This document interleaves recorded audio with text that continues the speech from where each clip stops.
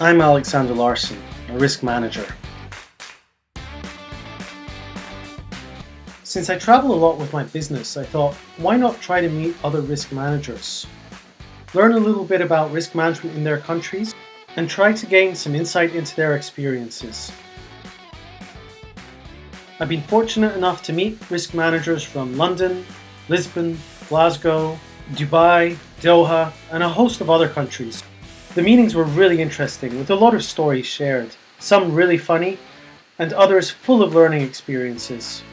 I wanted to share some of these meetings so others could get to know these risk managers, and hopefully take away some learning in the process.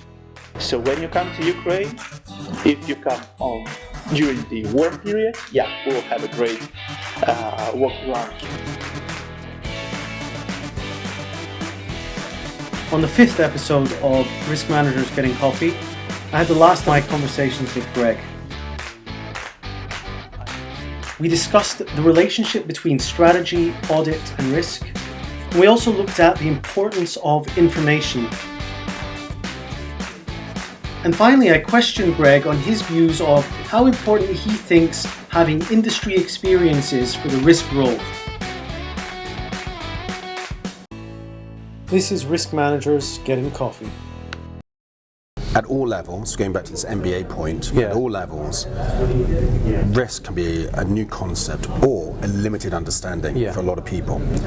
You've got to speak the same language. Strategy, audit, risk. I've not yet met anyone from strategy, audit and risk sit around a table and talk the same language.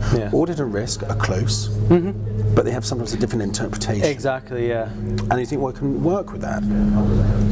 It still has an effect that audit would view, we've got to do it this way. I'm saying, why? Because if you come across to the strategy camp, we need to communicate to strategy to get them on board, and strategy start talking our language. But if we can't work together, and I don't believe risk should fall under audit, I'm a strong believer of that, but it's about working together where your strengths are, instead of saying, I am this and you are that. There's so many interesting approaches to management or meetings, walking meetings, to get the brain going whilst they walk, they talk, and they share ideas, or standing meetings so that people aren't sitting around. They move on quickly because they don't want to keep standing. And there's so many different approaches to get the juices flowing. And I'm a big fan of away days as well, getting out the office, getting teams together, and just discussing strategy, opportunities, risk as well. I always say link the two. When you're setting a strategy or setting your plans, just talk about risk and opportunity, and then link it back. Looking at social media and so forth, what you find is if you're watching some of these people online who are shouting things or entertaining, they get a lot of views and people believe them over the experts who maybe don't have the most interesting way of communicating, or maybe a bit boring the way they speak, or are using too many facts that people can't be bothered listening to. That seems to be the shift. People want to entertain, or to be, they want the attention or the shock value more than the facts. I talk about cyber risk, but more of a Luddite. I don't follow social media because I consider it a detriment to my humanity. LinkedIn aside, I generally don't, because it's too much of a headline.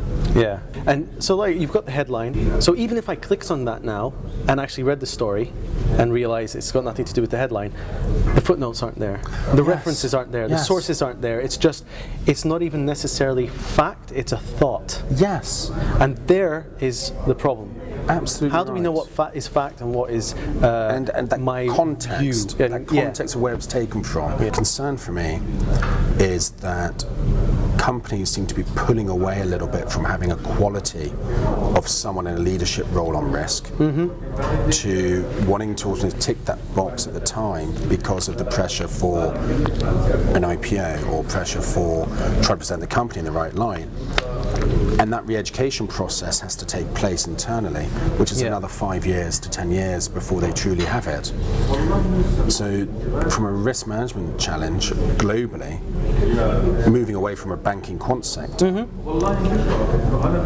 companies need to wake up a bit and to realize you need someone who can actually deliver value in the way that works for the company.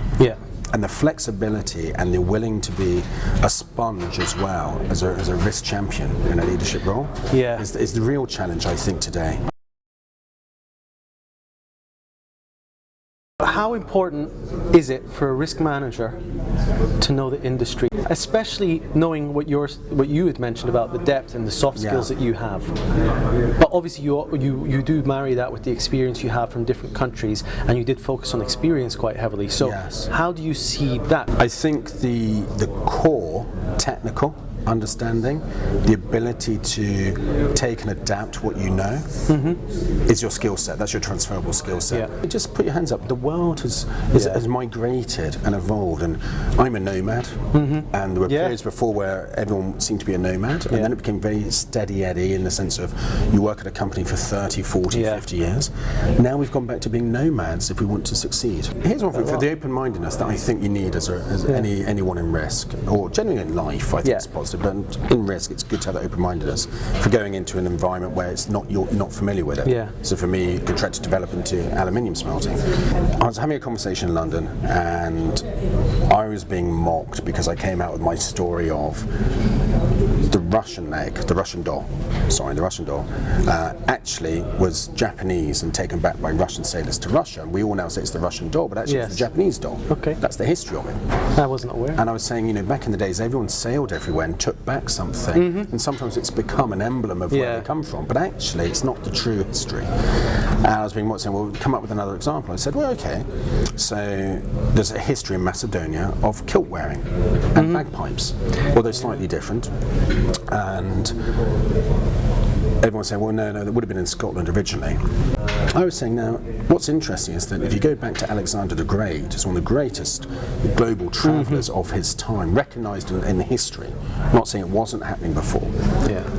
There's a story of Alexander the Great with a boat getting lost and reaching the British Isles. And then on their way back, they went through the Balkans, as we know it today, the greater Yugoslavia, to what was Alexandria, etc. And more than likely, I said, either the kilt was taken by Alexander the Great to the Scots, or they picked it up and brought it across on their return. Because that's how things were back then. And everyone mocked me for it until someone just picked up Wikipedia and said, actually in Wikipedia, it mentions the same thing. And I was saying, well, he's actually right. Yes, God forbid.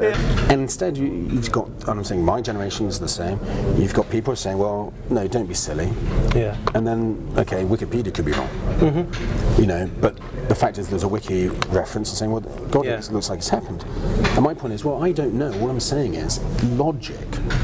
Logic would dictate that this could have happened. And why are we not being logical anymore? That's just as bad as going back to a time of colonialism and saying we're the best. It's not true.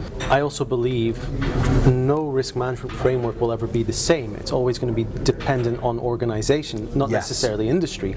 Being flexible enough and logical / analytical enough to look at the organization and figure out what is going to work within this organization's structure at this time, culture at this time, depending on where they are. Are they a company that's now just launched, or are they mature, or are they transitioning, or it's all going to depend. And how you build a risk management structure around that, even the CEO, having a different CEO might require a different approach. 100%. Because risk management is so unique in that aspect. It isn't like an audit where you have a process and then that's it.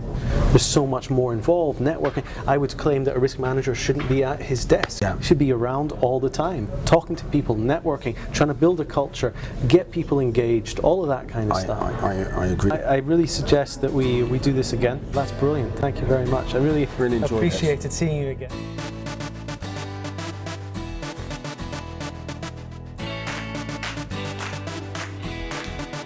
I believe I am on Twitter, but I don't use Twitter. And I couldn't tweet in shorts. Anyone knows me, I couldn't tweet short sentences. I'm there for at least 10 minutes trying to chat away. Your belief in ethics that come from training as a lawyer, which are very strong, contrary to popular belief.